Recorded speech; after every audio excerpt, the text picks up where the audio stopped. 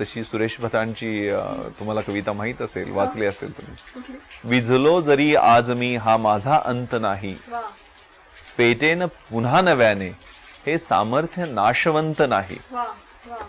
छाटले जरी पंख माझे पुन्हा उडेन मी, अडवू शकेल मजला अजूनशी भिंत नाही. माझी झोपडी जाळण्याचे झालेत कैक कावे, जडेल झोपडी अशी आगती ज्वलंत नाही. वाट माझी रोखण्यास झालेत वादळे अतुर, डोळ्यात जरी गेली धूळ थांबण्यास उसंत नाही.